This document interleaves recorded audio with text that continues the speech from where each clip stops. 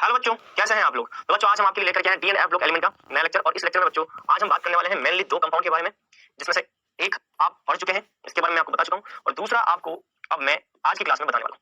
तो ये दो कंपाउंड है जिनके बारे में हम स्टडी करेंगे आज मेनली। और अगर समय बचा, टाइम बचा, तो हम एफ ब्लॉक को भी स्टार्ट करेंगे। मतलब कि हमारा ये डी ब्लॉक ऑलमोस्ट फिनिश हो चुका है।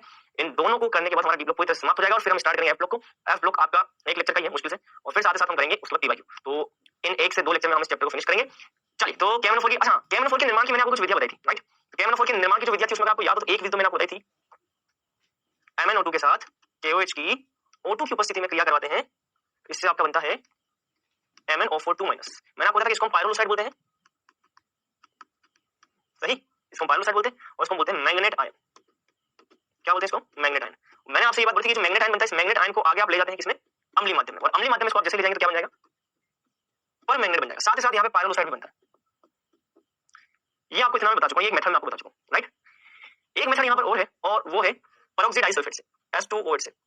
दूसरा मेथड जो है वो Mn+2 की क्रिया पेरोक्सी डाइसल्फेट से करने पर होता है। पेरोक्सी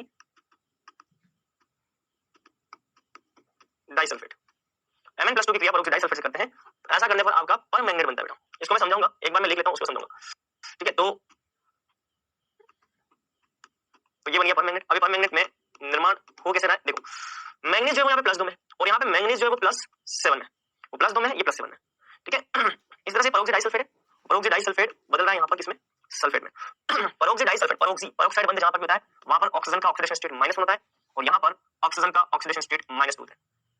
पेरोक्सी डाइसल्फेट का तो क्या हो रहा है? अपचयन। पेरोक्सी डाइसल्फेट का क्या हो रहा है? अपचयन। और मैग्नीज Mn+2 का क्या हो रहा है बेटा? ऑक्सीकरण। ऑक्सीकरण। तो ध्यान रखना, Mn+2 जो है वो ऑक्सीकरण करके Mn+1 में जा रही है, और पेरोक्सी डाइसल्फेट में ऑक्सीजन -1 से रिडक्शन करके -2 में जा रही है। तो इस रेडॉक्स रिएक्शन से भी हम पर मैग्नेट का निर्माण कर सकते हैं।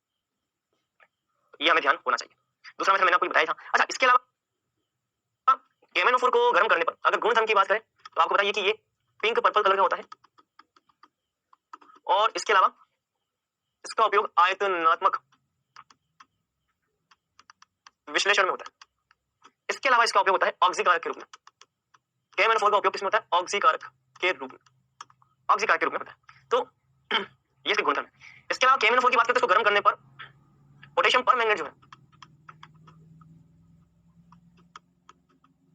पोटेशियम पर मैग्नेट गर्म करने पर पोटेशियम मैग्नेट में बदल जाता है बेटा। साथ ही साथ ये MnO2 पायरोलोसाइड देता है और ऑक्सीजन का निर्माण करता है। एक चीज यहाँ पर ध्यान रखना, लास्ट लेक्चर में मैं आपको थोड़ा बताता हूँ। लास्ट लेक्चर, इससे पहले वाला लेक्चर में जो लिखा था उसमें मैंने आपको ये बताया था कि K2MnO4 इसको गर्म करने पर KMnO4 बनता है, राइट। इसको आप हटा देना, MnO2। ये रिएक्शन लिख दो, ये काट देना, ये इस तरह से कैंसिल करना। ये ना होगा कि रिएक्शन बेसिकली ये वाली रिएक्शन होगी। लास्ट लेक्चर में ये लिखा था, तो ये इसको ध्यान रखना ना, ये ना होगा कि रिएक्शन ये पोटेशियम पर मैग्नेट गर्म होगा तो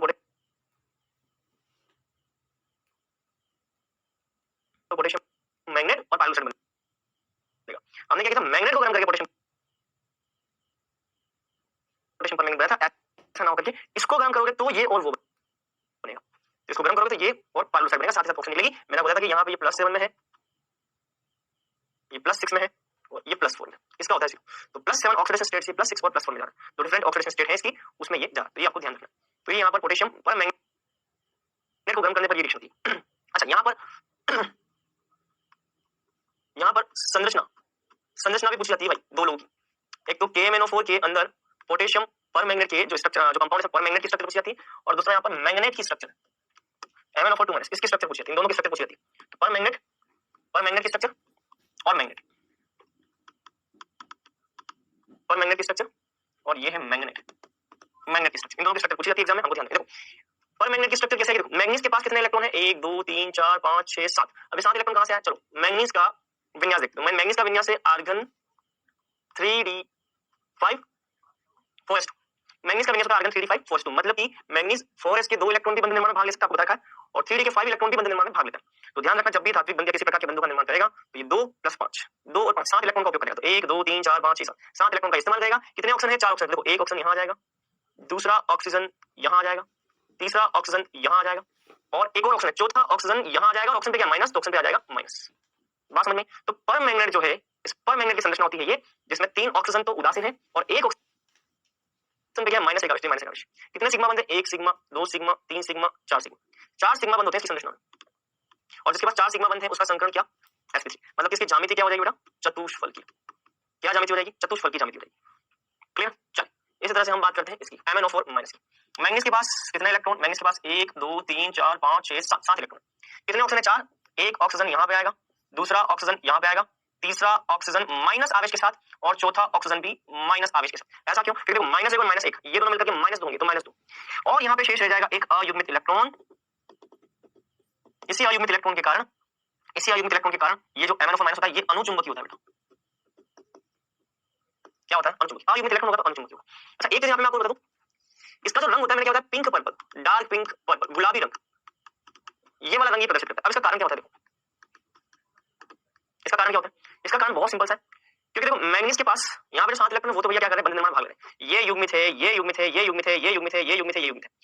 रंग प्रदर्शित करने के लिए dd संक्रमण का होना आवश्यक है, और dd संक्रमण तब होगा जब इसके पास में अयुग्मित इलेक्ट्रॉन होगा। लेकिन आप देखो यहाँ पे कहीं भी अयुग्मित इलेक्ट्रॉन आपको दिखाई नहीं दे रहा, जब किसके पास यहाँ पे अयुग्मित इलेक्ट्रॉन, इसके पास अयुग्मित इलेक्ट्रॉन है, इसलिए अनुचुंबकीय भी और रंगीन भी है, हरा रंग दिखाता है। लेकिन यहाँ पर क्या समस्या है? यहाँ पर अयुग्मित इलेक्ट्रॉन भी नहीं है, और ना ही हमको दिखाई दे रहा है ही नहीं यहाँ पे अयुग्मित इलेक्ट्रॉन, फिर भी रंग प्रदर्शित करता है। तो यहाँ पे बिना अयुग्मित इलेक्ट्रॉन के रंग प्रदर्शित करता है, क्यों?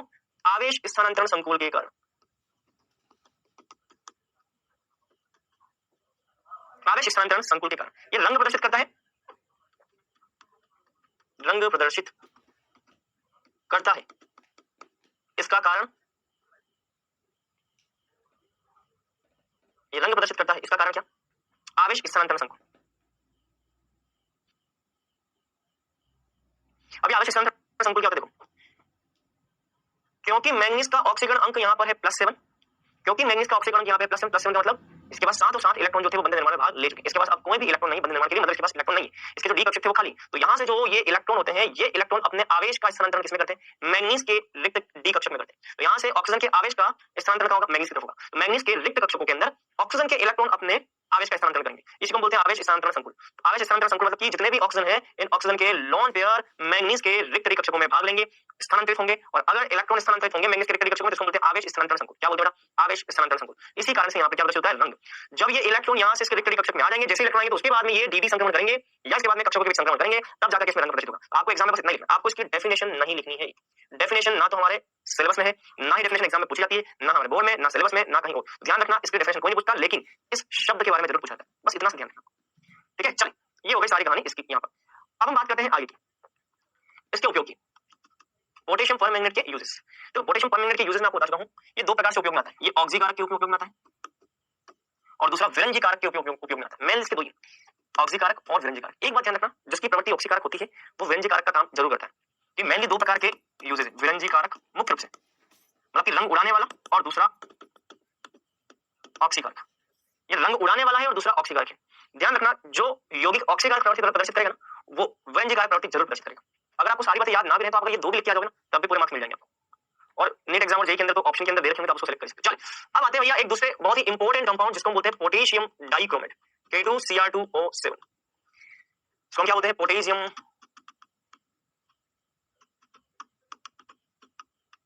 डाइक्रोमेट। क्या भैया? Potassium dichromate. अब देखो ये पोटेशियम डाइक्रोमेट जो है ना, इसका रंग जो होता है ये नारंगी रंग का होता है। किस रंग का होता है? नारंगी रंग का। इसके नारंगी रंग के होने का कारण भी क्या है? dd संक्रमण नहीं, आवेश स्थानांतरण संकुल। इसका रंग भी किस कारण प्रदर्शित होता है? आवेश स्थानांतरण संकुल। अंग्रेजी में लिखना चाहो तो इसको हम बोलते हैं चार्ज ट्रांसफर कॉम्प्लेक्स। इसको हम क्या बोलते हैं? Charge transfer complex. तो आवेश स्थानांतरण संकुल के कारण ये क्या रंग प्रदर्शित करता है? कारण यहाँ पर भी आपको सिमिलर वही बताना जो कि हमने पोटेशियम परमैंगनेट में बताया था। ठीक है, इसका हमको डेफिनेशन ना तो पूछा जाएगा, ना हमको लिखना है, ना हमको याद रखना है, बिल्कुल नहीं। बस हमें ये ध्यान रखना चाहिए इसका रंग इस कारण प्रदर्शित होता है।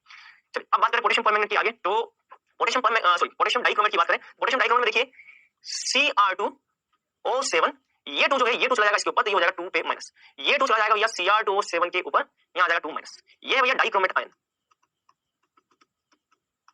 कौन सा आयन है भाई? Dichromate ion.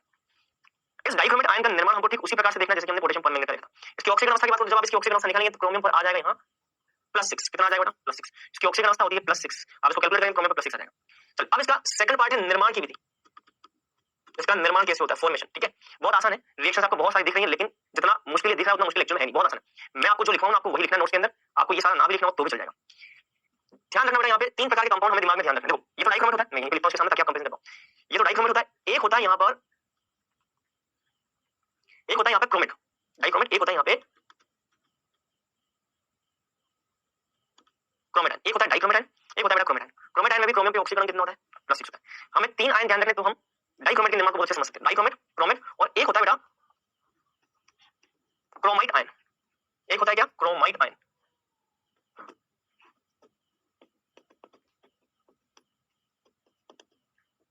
एक होता है क्रोमेट आयन। अगर ये 3 आयन आपको याद है तो आप डाइक्रोमेट का निर्माण आसानी से समझ सकते हो, ठीक है। इन तीनों को हमको ध्यान रखना, ध्यान रखना, यहाँ पे 2 क्रोमियम इसलिए डाइक्रोमेट बोलते हैं इसको, ठीक है, डाइक्रोमेट। अब देखो इसका ऑक्सीकरण अगर आप निकालना चाहो तो कितना आया, देखो +6 और +3, ये आ जाएगा +3। हमें 3 आयन मुख्य रूप से याद रखने हैं, जो कि हमें 3 आयन मुख्य रूप से याद रखने हैं, जो कि हमें डाइक्रोमेट का निर्माण करने में हेल्प करेंगे। एक क्रोमाइट, एक क्रोमेट, एक डाइक्रोमेट। इसके निर्माण में ऐसे होता है, ये जो आयरन क्रोमाइट है इसको हम बोलते हैं आयरन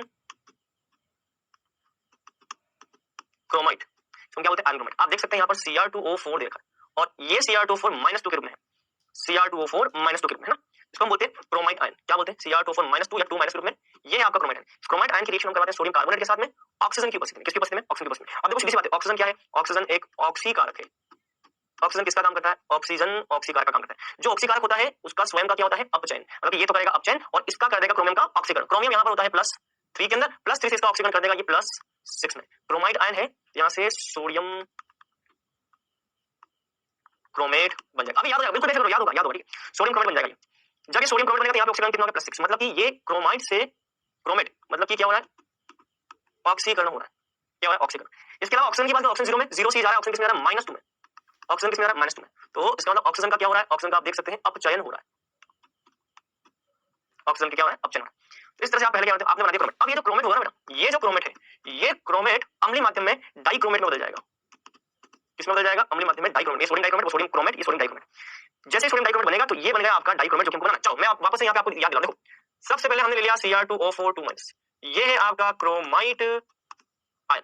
ये क्या है आपका क्रोमाइट आयन। क्रोमाइट आयन की रिएक्शन में किससे करवाई, Na2CO3 ऑक्सीजन की उपस्थिति में करवाई। ऑक्सीजन क्या करेगा, ऑक्सीजन क्रोमाइट आयन का ऑक्सीकरण करेगा, क्योंकि क्रोमाइट आयन में क्रोमियम है +3 ऑक्सीकरण अवस्था में, +3 से ये बन जाएगा आपका +6, +3 से ये +6 में चला जाएगा। क्रोमाइट आयन से ये बन जाएगा क्रोमेट आयन। बात समझना बेटा ध्यान से। साथ ही साथ यहां पर आपने अगर सोडियम ले रखा है, सोडियम क्रोमेट ले रखा है, तो ये बन जाएगा सोडियम, ये बन जाएगा आपका सोडियम, हाँ ठीक है, आयरन क्रोमेट, माफ करना, आयरन क्रोमेट आपने ले रखा है, आयरन क्रोमेट लिया था आपने, यहाँ आयरन ले रखा है और यहाँ सोडियम ले रखा है, तो ये बन जाएगा सोडियम क्रोमेट बन जाएगा, ठीक है। और आयरन से आयरन के कारण Fe2O3 प्लस CO2 यहाँ पर बनती है, CO2 गैस निकलती है। ये जो क्रोमेट आयन है इसको आप आगे रिएक्शन करवाते हो अम्लीय माध्यम में। किसमें करवाते हो, अम्लीय माध्यम। जैसे ही आगे अम्लीय माध्यम में रिएक्शन करेगा तो ये जो क्रोमेट है, ये क्रोमेट आपको बदल जाएगा डाइक्रोमेट के अंदर। किसमें बदल जाएगा, डाइक्रोमेट। ये बन गया सोडियम डाइक्रोमेट, ये बन जाएगा सोडियम डाइक्रोमेट। इस तरह से हम सोडियम डाइक्रोमेट का निर्माण करते हैं। Sodium dichromate plus sodium plus, ये सब ना भी हो जाएगा, इतना भी लिखोगे तब भी आपका आंसर सही आएगा। तो ऐसे कर सकते हो, मैं फिर बता रहा हूँ। सबसे पहले कौन था, क्रोमाइट। क्रोमाइट की रिएक्शन कर रहे हैं सोडियम कार्बोनेट के साथ O2 की उपस्थिति में, इससे क्या बनेगा, क्रोमेट बनेगा। क्रोमेट को अम्लीय परिस्थिति में क्रिया कराओगे तो डाइक्रोमेट बनेगा, ये बन गया डाइक्रोमेट। ये जो सोडियम डाइक्रोमेट है ये हमारे यहाँ पे निर्मित हो चुका है, लेकिन हमको सोडियम डाइक्रोमेट नहीं बनाना, हमको क्या बनाना, पोटेशियम डाइक्रोमेट बनाना। अब पोटेशियम डाइक्रोमेट कैसे बनेगा, इसकी रिएक्शन करवा दो KCl के साथ, बहुत आसान। ये सोडियम प्रतिस्थापित हो जाएगा इस पोटेशियम के साथ, इसकी टोपी उसके साथ, उसकी टोपी इसके साथ। तो ये देखो सोडियम की जगह ले आओ पोटेशियम, तो ये हो जाएगा K2Cr2O7, ये बन गया आपका पोटेशियम डाइक्रोमेट, जो कि हमें जरूरत है इसकी। इस तरह से पोटेशियम डाइक्रोमेट का निर्माण होता है। ये पूरा मेथड जो कि आपको ध्यान रखना है, क्लियर, ज्यादा मुश्किल नहीं है, बस ध्यान रखना यहाँ पे क्रोमाइट है, क्रोमाइट है, और क्रोमाइट किसके साथ लगा हुआ, आयरन के साथ। क्रोमाइट, क्रोमाइट से बनेगा क्रोमेट और क्रोमेट से बनेगा डाइक्रोमेट, क्लियर। चलो अब आते हैं इनके कुछ गुणधर्मों पे। किसके आते हैं, इनके गुणधर्मों पे। इसके गुणधर्म ध्यान रखना बहुत आसान है। देखो ये आपको लग बड़ा गंदा सा रहा है, लेकिन बहुत इजी। देखो इसको हम बोलते हैं क्या, क्रोमाइट। ये क्रोमाइट आयन है। अगर इसको मत देखो, इसको मत देखो, पहले इसको देखो, मैं बता रहा हूं। अगर क्रोमाइट आयन को अम्लीय परिस्थिति में क्रिया कराओगे तो क्या बनेगा, डाइक्रोमेट। अभी मैंने बताया था ना, अभी मैंने बताया था ना, सॉरी माफ करना, क्रोमेट, मैंने यहाँ पे क्या लिखा, क्रोमेट। हाँ तो अभी मैंने आपको थोड़ी देर पहले बताया था ना, क्रोमेट आयन, ये क्रोमेट। मैंने आपको बताया था क्रोमेट आयन को अम्लीय परिस्थिति में क्रिया कराओगे डाइक्रोमेट बनेगा, क्रोमेट आयन को अम्लीय परिस्थिति में क्रिया कराओगे डाइक्रोमेट बनेगा। और अगर डाइक्रोमेट को क्षारीय परिस्थिति में क्रिया कराओगे तो क्रोमेट बनेगा। आसान है ना याद करना, देखो कितना आसान है, कितना आसान है। क्रोमेट का अम्लीय परिस्थिति में डाइक्रोमेट, और इसको जब क्षारीय परिस्थिति में रखोगे तो क्रोमेट। समझो, क्रोमेट अम्लीय परिस्थिति के अंदर डाइक्रोमेट, और डाइक्रोमेट क्षारीय परिस्थिति के अंदर क्रोमेट, ऐसे बन जाएगा। और मान लो अगर डाइक्रोमेट को अगर अम्लीय परिस्थिति में आप ले जाते हो तो ये बना देगा Cr+3।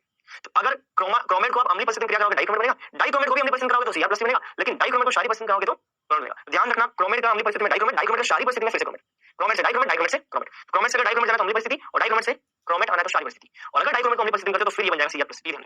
आपको यहाँ पर अगर ये सब कुछ याद ना रहे कोई दिक्कत नहीं है, इनको बैलेंसिंग कैसे करते हैं ये मैं आपको रेडॉक्स केमिस्ट्री चैप्टर के अंदर पढ़ाऊंगा। इनकी बैलेंसिंग कैसे होती है ये इस चैप्टर के अंदर हम पढ़ेंगे। तो अगर आप बैलेंसिंग नहीं कर पाते हो कोई दिक्कत नहीं है, 1% भी टेंशन मत लेना।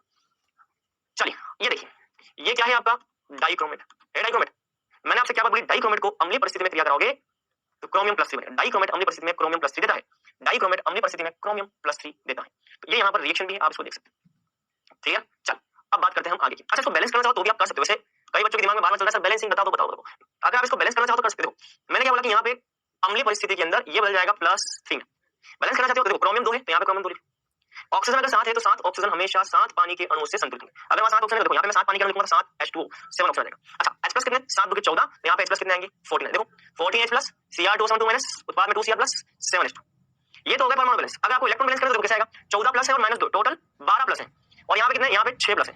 तो अगर 12+ को 6+ के बराबर करना है तो यहाँ पे 6 इलेक्ट्रॉन को जोड़ो। जैसे 12+ के अंदर, इस 12+ के अंदर 6 इलेक्ट्रॉन जुड़ेंगे तो 6 इलेक्ट्रॉन 6+ में आएंगे। तो इस तरह से आप रिएक्शन को बैलेंस कर सकते हो। लेकिन अभी जरूरत नहीं, अगर आपको समझ में आता है ठीक है, नहीं तो हम इसको रेडॉक्स रिएक्शन चैप्टर में बैलेंसिंग कैसे करते हैं वो डेफिनेटली वहां पे हम सीखने वाले हैं। ठीक है, चलो अब बात करते हैं इससे आगे की। Cr2O7 माइनस, मतलब कि जो डाइक्रोमेट होता है ना बेटा, ये डाइक्रोमेट एक बहुत ही प्रबल ऑक्सीकारक है। डाइक्रोमेट प्रबल ऑक्सीकारक है, मतलब कि आपने ये चीज ऑर्गेनिक में भी पढ़ी होंगी कि जैसे आपको 1 डिग्री अल्कोहल दे रखा है, ये 1 डिग्री अल्कोहल जब भी पोटेशियम परमैंगनेट या डाइक्रोमेट के साथ रिएक्शन करता है, 1 डिग्री अल्कोहल जब भी पोटेशियम परमैंगनेट या डाइक्रोमेट के साथ रिएक्शन करता है तो एक और दो कार्बन वाला कार्बोक्सिलिक एसिड बनता है। ये आपको बता चुका हूं पहले भी। 1 डिग्री अल्कोहल को कार्बोक्सिलिक एसिड में हम इन दो से परिवर्तित करते हैं। ये क्या है, ये प्रबल ऑक्सीकारक है। प्रबल ऑक्सीकारक का काम होता है वो दूसरे यौगिकों का ऑक्सीकरण करता है। तो अगर आपको जानो तो 1 डिग्री अल्कोहल अगर मुझे ऑक्सीकरण करना है तो प्रबल ऑक्सीकारक का इस्तेमाल करूंगा तो ये अल्कोहल से एसिड बन जाएगा। जितने कार्बन का अल्कोहल है उतने कार्बन का यहाँ पे क्या बन जाएगा, एसिड बन जाएगा। ये होते हैं प्रबल ऑक्सीकारक। तो बस यहाँ पे हम वही बात करें, डाइक्रोमेट जो ये प्रबल ऑक्सीकारक है, जितने भी आयन है जैसे कि I- इसको ऑक्सीकृत कर देगा I2 में। ठीक है, H2S इसमें सल्फर को ऑक्सीकृत कर देगा, सल्फाइड को ऑक्सीकृत कर देगा सल्फर में। 3+2 ये ऑक्सीकृत हो जाएगा Sn+4 में। Fe+2 ये Fe+2 ये ऑक्सीकृत हो जाएगा Fe+ में। ये इनका ऑक्सीकरण का तरीका है। तो अगर मैं इसको कंपेयर करूं KMnO4 के साथ तो KMnO4 इनका दोनों का काम बिल्कुल सेम है। अगर आपको KMnO4 याद हो तो पोटेशियम डाइक्रोमेट भी ऐसा ही कुछ करता है। अभी कंपैरिजन कर लेते हैं। देखो पोटेशियम परमैंगनेट क्या करता है, अगर आपको याद हो तो पोटेशियम परमैंगनेट भी Fe+2 को Fe+ में बदलता है, याद आ रहा है, ये भी Fe+2 को Fe+ में बदलता है। अम्लीय परिस्थिति में वो कैसे करता है, ये भी अम्लीय परिस्थिति में ऐसा करता है। ये भी H2S को सल्फाइड को बदल देता है सल्फर में, ये भी H2S को माइनस में बदलता है। ठीक है, क्लियर। चलो उसके अलावा आयोडीन हो गया,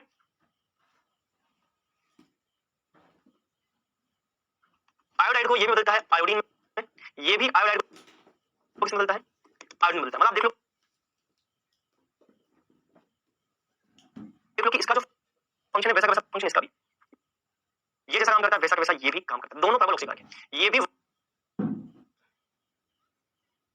1 डिग्री अल्कोहल को, अगर आपको ऑर्गेनिक केमिस्ट्री याद हो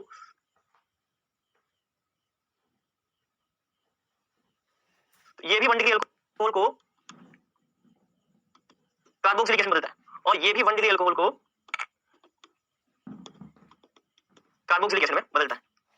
क्लियर। तो ये ध्यान रखना है, दोनों में सिमिलरिटी है, दोनों में नोट फटाफट नोट करो इसको। ठीक है, चलिए तो ये सारी कहानी है यहाँ पर पोटेशियम डाइक्रोमेट की, तो मैंने आपको बता दिया। चल तो अगर मैं पूरी रिएक्शन लिखना चाहूँ देखो तो कैसे आएगी पूरी reaction, Cr2O7 minus plus Fe+2। मैंने क्या बोला, ये ऑक्सीकारक है। अम्लीय परिस्थिति के अंदर, अम्लीय परिस्थिति में ये बदल जाएगा आपका Cr+3 में, और ये वाला आपका बदल जाएगा, देखो Fe+ बदल जाएगा Fe+ में, ये बदल जाएगा Fe+ में, ये हो जाएगी संपूर्ण अभिक्रिया। ध्यान रखना अम्लीय परिस्थिति के अंदर Cr2O7 -2 ये Cr+ में बदल जाएगा, Fe+2 Fe+ में बदल जाएगा। तो ये भैया कंप्लीट रिएक्शन है जो कि आपको ध्यान रखना है। अभी मैंने इसमें बैलेंसिंग नहीं कर रखी है, ना तो आवेश की ना परमाणु की, बट आपको इतना ध्यान रखना है, इतना अगर आपने याद रखे तो आपका काम चल जाएगा। तो ये आपका कंप्लीट Cr2O7 डाइक्रोमेट आपका फिनिश। डी ब्लॉक कंप्लीट हो चुका हमारा। अब बेटा हमको जो अगला पढ़ना है वो है F ब्लॉक एलिमेंट। ये सब होने के बाद मैं आपसे एक रिक्वेस्ट करूंगा कि आपको D block and F block के लिए एनसीईआरटी फॉलो जरूर करनी चाहिए। मैंने जितना पढ़ाया उसके अलावा आपको और पढ़ना है, और आपको रेफरेंस को यूज करना, तो आपको एनसीईआरटी जरूर करनी है।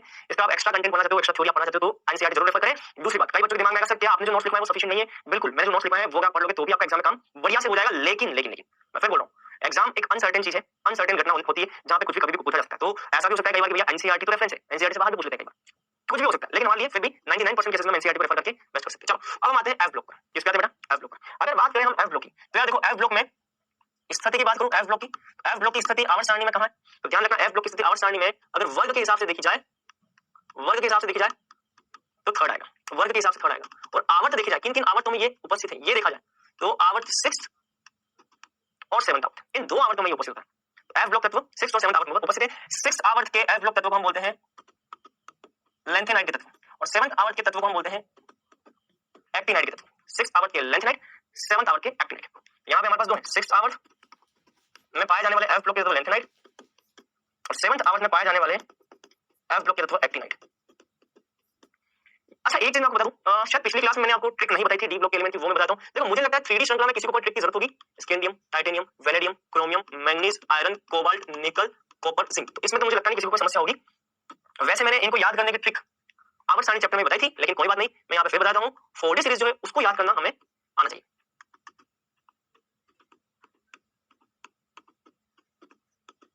अब देखो इसका ट्रिक है, वाई का मतलब इट्रियम, यार, जरा, निभाना, मोहब्बत, ठीक है, एम मोहब्बत, ताकि रूठे रहे पड़े आज चंद्रकांत, यार जरा निभाना मोहब्बत ताकि रूठे रहे पड़े आज चंद्रकांत, ये तो इसको याद करने की ट्रिक है। Yttrium, zirconium, niobium, molybdenum, technetium, ruthenium, rhodium, palladium, argentum और केडमियम। 5D की ट्रिक है, ला, हफ्ता, वरना रे उस इरिटेटिंग पाताल लोक में और मजा, ठीक है, ये इसकी ट्रिक है। मैं एक सही कर लेता हूँ, रीनियम, ठीक है, तो इसको हम क्या लिखेंगे, देखो, ला, हफ्ता, वरना रह उस इरिटेटिंग पाताल लोक में और मरकरी मतलब कि मर जा। एक बार मैं एलिमेंट के नाम बोलता हूं, lanthanum, hafnium, tantalum, tungsten, rhenium, osmium, iridium, platinum, gold और मरकरी। ये है इनको याद रखने की ट्रिक। इसके अलावा बात करें अगर 6D की, 6D में कोई समस्या है नहीं, क्योंकि एक्टिनियम के बाद में ये होता है आपका एटिनाइन ना, यहाँ पे सीधा आता है 104। तो 104 के लिए हम लिखते हैं 1 का मतलब अन, 0 का मतलब नील और 4 का मतलब होता है क्वाडियम।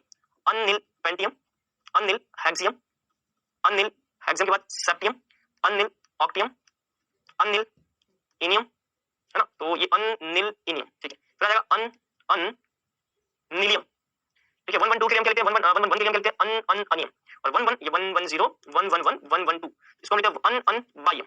ये हो जाएंगे सारे एलिमेंट 105 106, ये आईयूपीएसी नंबर की तरफ से आते हैं 107 108, इस तरह से आप लिख सकते हो, ठीक है। तो ये इनको याद रखने की ट्रिक है जो कि आपको ध्यान रखनी। चलिए हम आते हैं फिर से यहाँ पर लेंथेनाइट कहां से कहां तक होते हैं, लेंथेनाइट होते हैं सीरियम 58 से ल्यूटेशियम 71 तक।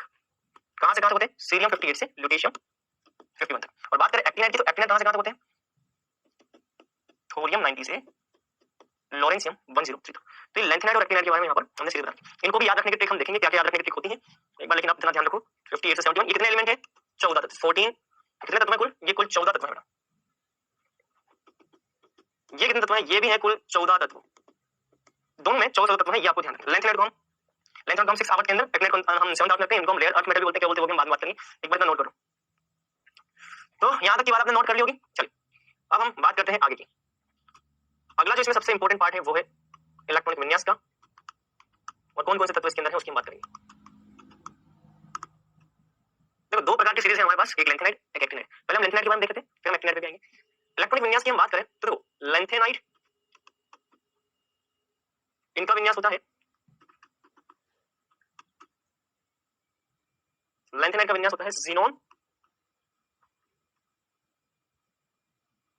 4f 1 to 14 5d 0 या 1 6s2, ये विन्यास होता है यहाँ पे, ठीक है। 4f 1 to 14 5d 0 to 0 या 1 और 6s2, ये लेंथेनाइट है। अच्छा एक्टिनाइट की बात करें, एक्टिनाइट का विन्यास होता है रेडोन, आखिर कौन सी है, ज़ीनोन की कौन सी आती है, रेडोन, तो ज़ीनोन की नीचे आती है radon 5f 1 to 14 5f 1 to 14 6d 0 या 1 7s2, ठीक है। तो ये हो जाएगा भैया एक्टिनाइट का विन्यास, इनके सामान्य विन्यास ही, ठीक है। अभी मैं सबसे पहले हम देखेंगे लेंथेनाइट के बारे में। चलिए तो लेंथेनाइट में कौन कौन है, तो देखो लेंथेनाइट में हम शुरू करते हैं कहां से, सीरियम से, तो सीरियम, रोजियोडियम, नाइडियम, सेमेरियम, ठीक है। इसमें एक और करेक्शन कर लेना, प्रोमिथियम आएगा यहाँ पे, फिर आएगा सेमेरियम, ठीक है। तो europium, gadolinium, terbium, dysprosium, holmium, तो cerium, praseodymium, neodymium, promethium, samarium, europium, gadolinium, terbium, dysprosium, holmium, ठीक है, अर्बियम, थोलियम, इटरबियम, और यहाँ पे हम लिखेंगे ल्यूटेशियम, ठीक है। इनको याद कैसे करना वो भी मैं आपको बताऊँ। 58, 59, 60, 61, 62, 63, 64, 65, 66, 67, 68, 69, 70, 70, ठीक है। अब इसको याद कैसे करना है देखो, मैंने जो ट्रिक बना रखी है वही ट्रिक आप भी बना सकते हो। सीरियम को सरफिरा, सीरियम को सरफिरा, ठीक है, सरफिरा, फिर को नीचे कर लो, चलो इसको हम एक काम करते हैं सिंगल में कर लेते हैं, सरफिरा, सरफिरा। तो देखो सीरियम, रोजोडियम, नायोडीमियम, नादिया, ये मैंने ट्रिक बना रखा है, ठीक है। नादिया के प्रेम में समाया, सरफिरा नादिया के प्रेम में समाया, यूरोप, तो देखो मैंने एक पार्ट यहाँ का बनाया, मैंने एक पार्ट इन 5 का बनाया, इन 5 को याद करने का, सरफिरा नादिया के प्रेम में समाया, यूरोप के गधे गैडोनियम, यूरोप के गधे तब डायन हो गए, मतलब कि देख लो मैंने टुकड़ों में बांट दिया है कि भैया सरफिरा नादिया के प्रेम में समाया, यूरोप के गधे तब डायन हो गए, ये मैंने याद रखने का तरीका है। और अर्बियम, अर्बियम ई आर को बोलते हैं अर्बियम, और थूलियम तुम ये भी और तुम ये भी लुटा दिए, ल्यूटेशियम लुटा दिए, सरफिरा नादिया के प्रेम में समाया, यूरोप के गधे तब डायन हो गए, और तुम ये भी लुटा दिए, ये हो जाएगा, ये याद करने का तरीका, ठीक है। अब इन सबके इलेक्ट्रॉनिक विन्यास हमको लिखना है, क्या लिखना है इलेक्ट्रॉनिक विन्यास। देखो सीरियम का इलेक्ट्रॉनिक विन्यास ध्यान रखना है आपको, ज़ीनोन 4f1 5d1 6s2, तो सीरियम का होता है 4f1 5d1 6s2, ल्यूटेशियम का होता है ज़ीनोन 4f14 5d1 6s2। तो देखो आपको जैसे मैंने बताया ना, लेंथ है जितने भी उनमें 4f1 to 14 5d0 मतलब कुछ ऐसे होंगे जिनमें 0 होंगे इलेक्ट्रॉन, और कुछ ऐसे होंगे जिनमें एक इलेक्ट्रॉन होगा, 6s2, तो ये कॉमन इलेक्ट्रॉनिक विन्यास, 4f में 1 से लेकर 14 तक इलेक्ट्रॉन आएंगे, तो सीरियम में आ गया 1 इलेक्ट्रॉन और यहाँ पे आ गया 14 इलेक्ट्रॉन, तो 4f1 से लेकर के 4f14 यहाँ तक के इलेक्ट्रॉन हमको यहाँ देखने को मिलते हैं, ठीक है। सभी में आपको जीनोन तो लगाना ही, तो जीनोन तो सब में आ ही जाएगा, जीनोन जीनोन जीनोन जीनोन सब में जीनोन लगाना है।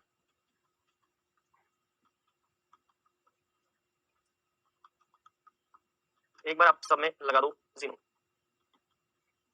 ठीक है। अब देखो ये 4f1 है, ठीक है, 5d1 है 6s2। अब ध्यान रखना यहाँ पे, अगर ये 4f1 है तो यहाँ पे होना चाहिए था, हमें लगता है यहाँ पे होना चाहिए था 4f2 5d1 6s2, हमें ऐसा लगता है यहाँ 4f1 या 4f2 होना चाहिए, यहाँ पे 4f3 होना चाहिए 5d1 6s2, 4f3 और 4f4 होना चाहिए 5d1 6s2, यहाँ पे 4f5 होना चाहिए, यहाँ पे 4f6 होना चाहिए, यहाँ पे 4f7 होना चाहिए, 4f8, हमें ऐसा लगता है। लेकिन यहाँ पे बस ये ध्यान रखना आपको, जैसे आप यहाँ पे 4f1 लिखते हैं ना, 4f1 के बाद में हमारी एक्सपेक्टेशन है कि यहाँ पे 4f2 आना चाहिए, लेकिन होगा क्या, ये वाला एक इलेक्ट्रॉन जंप करके यहाँ से निकल के यहाँ चला जाएगा, तो यहाँ से एक इलेक्ट्रॉन यहाँ जाएगा, यहाँ से भी एक इलेक्ट्रॉन यहाँ जाएगा, यहाँ से भी एक इलेक्ट्रॉन निकल के यहाँ जाएगा, तो देखो क्या होगा, क्या होगा, अब देखो एक इलेक्ट्रॉन यहाँ से निकल के यहाँ जाएगा, 2 यहाँ पे 2 इलेक्ट्रॉन, 2 में एक जुड़ेगा तो ये हो जाएगा 3, ये 0, यहाँ का एक इलेक्ट्रॉन इसमें आ जाएगा, 3 में एक जुड़ा तो 4, यहाँ का एक इलेक्ट्रॉन निकल के यहाँ गया 5 0 0, 4f6 0 6s2, 4f7 5d0 6s2, gadolinium जो है इसमें भी 4f7 ही रहेगा, 8 क्यों नहीं होगा, क्योंकि ये विन्यास अर्धपूरित चाहता है, इसको अर्धपूरित विन्यास मेंटेन करना है, ये अर्धपूरित विन्यास आता है, इसलिए 7 की जगह 8 नहीं होगा, जो 8वां इलेक्ट्रॉन है वो प्रवेश करेगा इस 5d में 6s2, क्लियर। अब देखो अब जब आप टर्बियम में आओगे तो ये वाला एक इलेक्ट्रॉन, अब यहाँ पे होना क्या चाहिए, अब यहाँ पे होना चाहिए 4f8, 7 के बाद में 8 आना चाहिए, यहाँ पे आना चाहिए 1, यहाँ पे आना चाहिए 2, होता है ना, लेकिन यहाँ पे क्या होगा, यहाँ से एक इलेक्ट्रॉन निकल करके यहाँ चला जाएगा, 8+1 ये 9 हो जाएगा, 0 हो जाएगा, बस कर लो, ये 9 हो जाएगा, ये 0 हो जाएगा, 4f9 के बाद 4f10 5d0 6s2, 4f11 5d0 6s2, 4f12 5d0 6s2, 4f13 5d0 6s2, 4f14 5d0 6s2, और इसका तो हमने लिख लिया। एक बात ध्यान रखना, केवल 3 एलिमेंट ऐसे हैं सीरियम, केवल 3 एलिमेंट ऐसे हैं, एक बात ध्यान रखना, केवल 3 एलिमेंट सीरियम, गैडोलिनियम और ल्यूटेशियम, ये 3 ऐसे हैं जिनके 5d में एक इलेक्ट्रॉन है, देख ध्यान से देखो, ये केवल 3 ही ऐसे हैं जिनके 5d में एक इलेक्ट्रॉन है, देखो 5d में एक इलेक्ट्रॉन, गैडोलिनियम 5d में एक इलेक्ट्रॉन और 5d में एक इलेक्ट्रॉन, केवल 3 ही ऐसे जिनके 5d में एक इलेक्ट्रॉन, बाकी किसी के भी 5d में एक इलेक्ट्रॉन नहीं, तो ये ध्यान रखना, केवल 3 लोग, कौन कौन, सीरियम, गैडोलिनियम और ल्यूटेशियम। तो इसको हम हाईलाइट कर लेते हैं, मैं इसको हाईलाइट कर लेता हूं, चलो सीरियम के 5d में एक इलेक्ट्रॉन है, गैडोलिनियम के 5d में एक इलेक्ट्रॉन है और ल्यूटेशियम के 5d में एक इलेक्ट्रॉन, इन 3 में ही एक इलेक्ट्रॉन, बाकी सबके 5d में 0 0 0 0 0 0 ये इलेक्ट्रॉन। चल अब हम बात करते हैं आगे की, अब हम बात करते हैं आगे की, ठीक है। इन सब की स्थायी ऑक्सीकरण अवस्था जो होती है ना, इन सब की स्थायी सामान्य ऑक्सीकरण अवस्था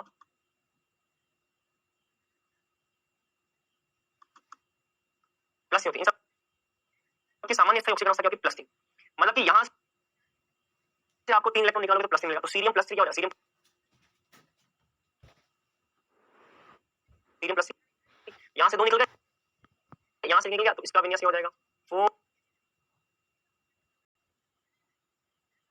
3 होने पर विन्यास क्या हो जाएगा 4f1। क्लियर? चलो सीरियम प्लस 3 होगा तो विन्यास 4f1 होगा। चलिए बहुत बढ़िया। अब प्रोजोडियम प्लस 3, अगर इसमें प्लस 3 है मतलब कितने इलेक्ट्रॉन निकालने, 2 यहाँ से निकलेगा, 1 यहाँ से निकलेगा, 4f2 आएगा।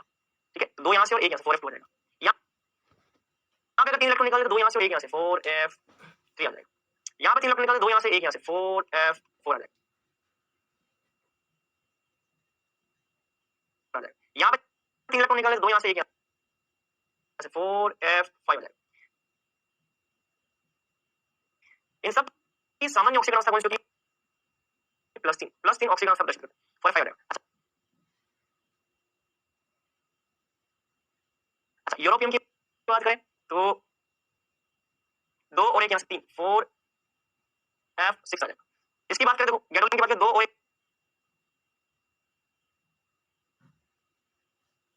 और 1 यहाँ से 4f7। इसकी बात करें तो 2 और 1 यहाँ से 4f8, 2 और 1 3। डिस्प्रोजन की बात करें 2 और 1 3 4f9 राइट। 2 और 1 यहाँ से 4f10, 2 और 1 यहाँ से 4f11, 2 और 1 यहाँ से 4f12, 2 और 1 यहाँ से 4f13, 2 और 1 यहाँ से 4f14। इसका +3 ऑक्सीकरण अवस्था में 4f14। एक चीज गौर करिए, सभी की +3 ऑक्सीकरण अवस्था में 1 से लेकर के 14 तक लगातार विन्यास है। 4f1 4f2 4f3 4f4 4f5 4f6 4f7 8 9 10 11 12 13 14, इन सभी की +3 ऑक्सीकरण अवस्था जो है उनमें विन्यास जो वो लगातार आ रहा है। तो ये आपको ध्यान रखना है। तो यहाँ पर ये सारी कहानी है जो कि आपको ध्यान रखनी है। ठीक है, नोट करना है तो नोट करो फटाफट। ठीक है, चल अब यहाँ पे एक और स्पेशल पॉइंट लिखना है, सीरियम +3 रंगीन होता है। या आप ये लिख लो, सीरियम +3 छोड़ो, आप ये लिख लो, चलो मैं जो आपको बताऊं वो स्टेटमेंट है, सबके लिए लगभग सभी लेंथेनाइड +3 ऑक्सीकरण अवस्था में रंगीन होते हैं FF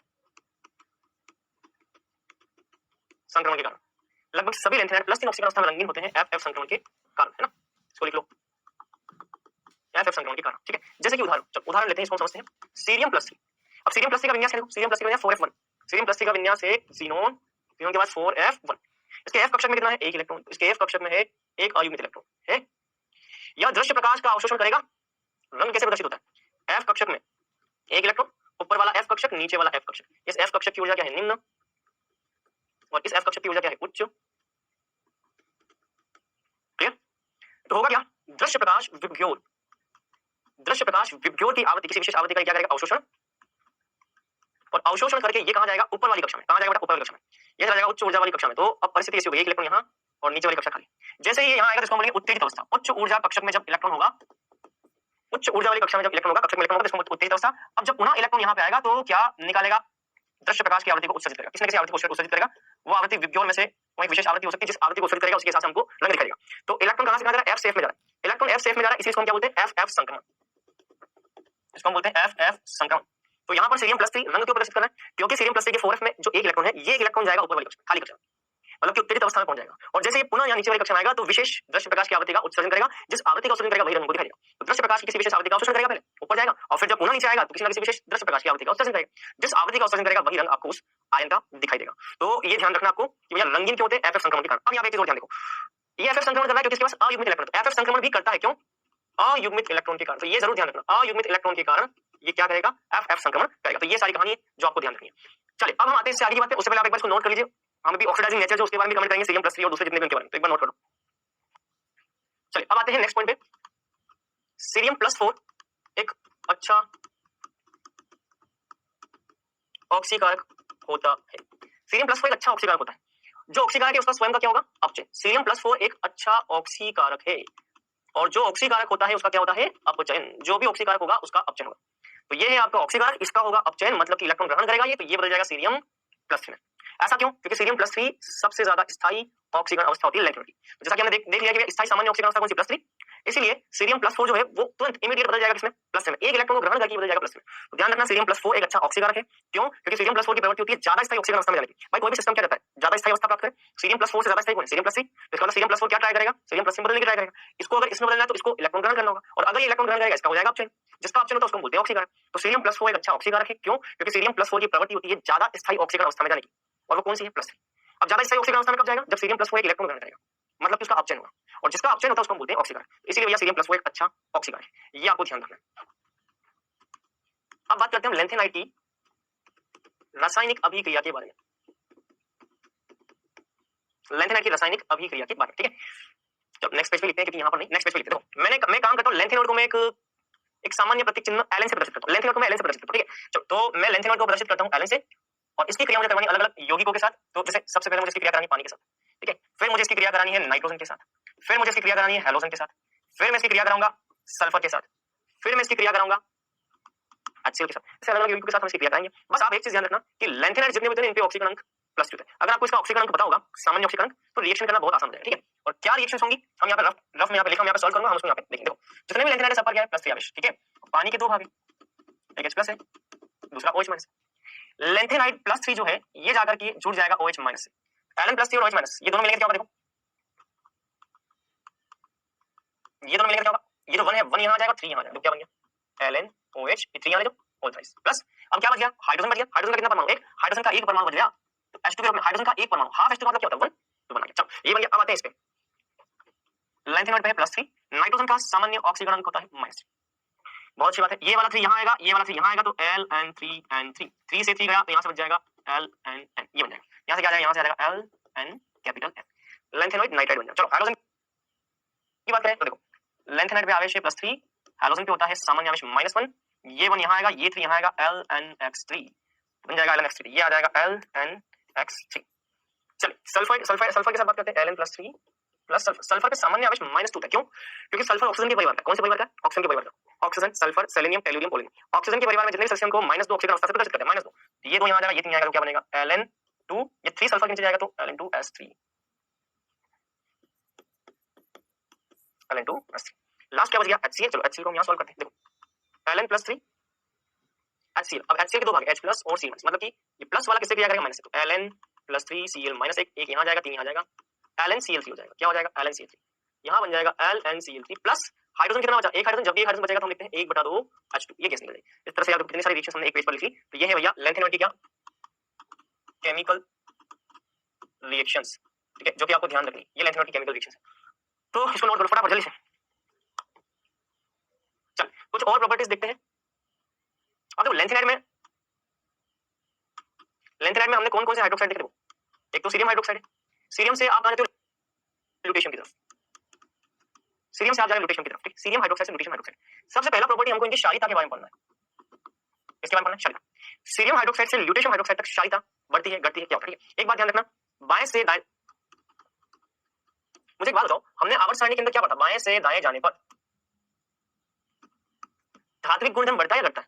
आवर्त सारणी चक्र में आप आवर्त सारणी में बाएं से दाएं जाओगे तो धातु बढ़ेंगे, आधातु बढ़ेंगे?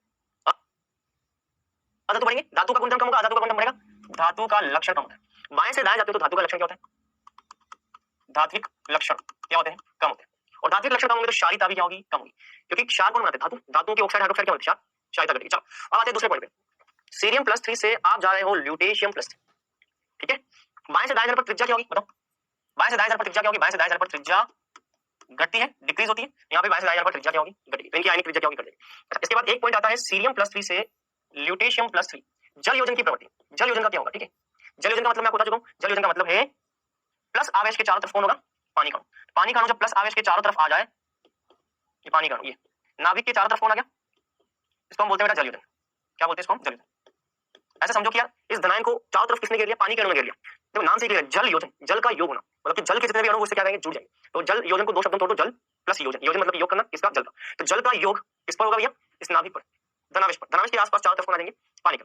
अब आपको ये बात पता है कि बाएं से दाएं जाने पर त्रिज्या क्या होती है? त्रिज्या घटती है। बाएं से दाएं जाने पर त्रिज्या घटती है, और त्रिज्या जितनी छोटी होगी जल योजन का मान उतना ही ज्यादा होगा। जल योजन समानुपाती होता है धनावेश की माफ करना, जल योजन विद्युत समानुपाती होता है धनावेश की त्रिज्या के। तो ये ध्यान रखना, जल योजन हमेशा धनावेश की त्रिज्या के क्या होता है, विद्युत समानुपाती। जितना छोटा धनावेश होगा, आकार जितना छोटा होगा, धनावेश का आकार, धनायन का आकार जितना छोटा होगा उतना ही जल योजन ज्यादा होगा। ये जितना छोटे आकार का होगा उतना ही जल योजन ज्यादा होगा। ठीक है, तो ये ध्यान रखना, धनायन की त्रिज्या, तो हम यहाँ लिखेंगे धनायन की त्रिज्या। आर का मतलब धनायन की त्रिज्या। धनायन की त्रिज्या जितनी कम होगी, बाएं से दाएं जाने पर धनायन की त्रिज्या क्या होती है, घटती है। जितनी कम त्रिज्या होगी उतना ही जल योजन ज्यादा होगा। मतलब कि बाएं से दाएं जाने पर जल योजन क्या होता है, बढ़ता है, हाइड्रेशन इंक्रीज होता है। तो ये आपको ध्यान रखना, ठीक है, नोट कर लो फटाफट जल्दी से। चलिए अब आते हैं हम नेक्स्ट पॉइंट पर, ठीक है। अच्छा, बात करें एक्टिनोइड्स की, एक बात ध्यान रखना, लैंथेनॉइड की सामान्य ऑक्सीजन अवस्था क्या है, +3। एक्टिनाइड की भी सामान्य ऑक्सीजन अवस्था क्या है, +3। एक्टिनाइड की भी सामान्य ऑक्सीजन अवस्था क्या होती है, +3 होती है। ठीक है, लेकिन अंतर क्या मैं बताता हूं, लेकिन एक्टिनाइड में परिवर्ती ऑक्सीकरण अवस्था प्रदर्शित करने की क्षमता लैंथेनाइड की तुलना में ज्यादा होती है। दोनों की सामान्य ऑक्सीकरण अवस्था दोनों की +3 है, लेकिन जो परिवर्ती ऑक्सीकरण अवस्था है, परिवर्ती ऑक्सीकरण अवस्था मतलब कि एक से ज्यादा प्रकार की ऑक्सीकरण अवस्था प्रदर्शित करने की प्रवृत्ति जो है वो एक्टिनाइड में ज्यादा है। ऐसा इसलिए होता है क्योंकि एक्टिनाइड में 5f तथा 6d की ऊर्जाओं का जो अंतर होता है वो कम होता है, किसकी तुलना में, लैंथेनाइड की 4f तथा 5d की ऊर्जाओं के अंतर की तुलना में। तो एक्टिनाइड का 4f 5f और 6d की ऊर्जाओं का अंतर देखो, 5f और 6d की ऊर्जाओं का अंतर बहुत कम होता है। अगर आप 5f से इलेक्ट्रॉन निकाल सकते हो 60 से भी निकाल सकते हो, एनर्जी का रेफरेंस है, इसलिए आप 5f के इलेक्ट्रॉन का उपयोग करोगे ऑक्सीजन अवस्था में, तो 60 की भी करोगे, एक से ज्यादा प्रकार की ऑक्सीजन अवस्था दिखाई। लेकिन वो क्या है, लैंथेनाइड के अंदर क्या हो रहा है, 4f और 5d के बीच में गैप इतना ज्यादा है, तो एक्टिनाइड में गैप कम है, तो 5f से निकलेंगे एक्टिनाइड में, तो 60 से भी निकलेंगे। लेकिन लैंथेनाइड में 4f और 5d के बीच में गैप ज्यादा है। अगर इलेक्ट्रॉन 4f से निकल भी गया, मान लो 5d से निकल भी गया, तो नीचे वाले से निकालना थोड़ा मुश्किल होगा क्योंकि गैप ज्यादा है, एनर्जी का रेफरेंस है, नीचे से इलेक्ट्रॉन निकालना इतना आसान नहीं है। तो हम यहाँ पे यही बात लिखेंगे, क्योंकि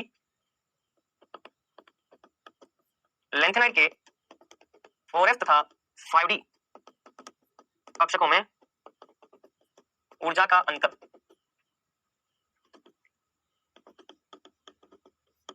एक्टिनाइडों के 5f तथा 6d कक्षकों के बीच ऊर्जा अंतर से ज्यादा होता है। अतः लैंथेनाइड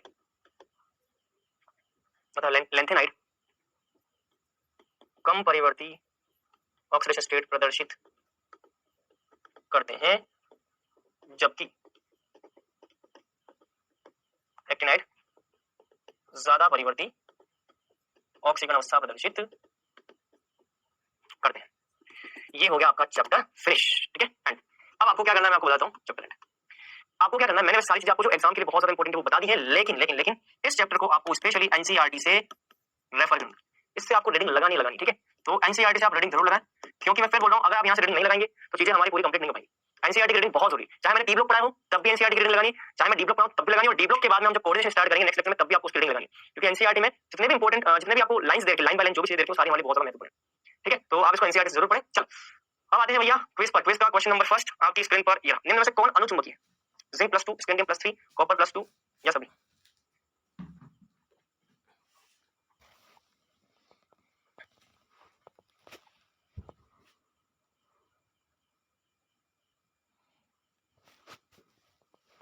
चलिए दूसरे क्वेश्चन बताते हैं, त्रिज्या का सही क्रम है, जर्कोनियम की ज्यादा हैफनियम से, दोनों की बराबर या लगभग बराबर, जर्कोनियम की कम हैफनियम से, इनमें से कोई नहीं।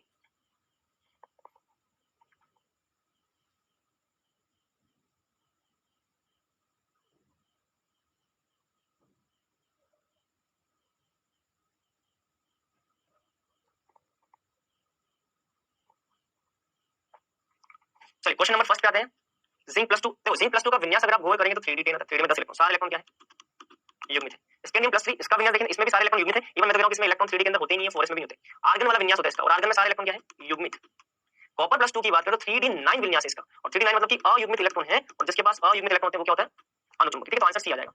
त्रिज्या का सही क्रम है स्कैंडियम, टाइटेनियम, ट्रिटियम, जर्कोनियम और लैंथेनम, हैफनियम। आपको पता है कि 4d और 5d की त्रिज्या लगभग समान होती, बड़ी छोटी होती नहीं, लगभग समान, तो आंसर आ जाएगा समान। ठीक है, चलो तो हमने आज एफ ब्लॉक कंप्लीट कर लिया, और साथ ही साथ हमने A2 से R2 और कैमरा 4 भी हमने पढ़ लिया है। पैनल पे आपको होमवर्क मिल जाएगा, और नेक्स्ट लेक्चर में हम करेंगे इनके पीवाईक्यूज। ठीक है, आज पीवाईक्यूज नहीं हो पाएंगे, एफ ब्लॉक हम कंप्लीट कर चुके हैं, ये वाला सेक्शन बचा हुआ। ठीक है, चलिए तो आज के लिए इतना ही।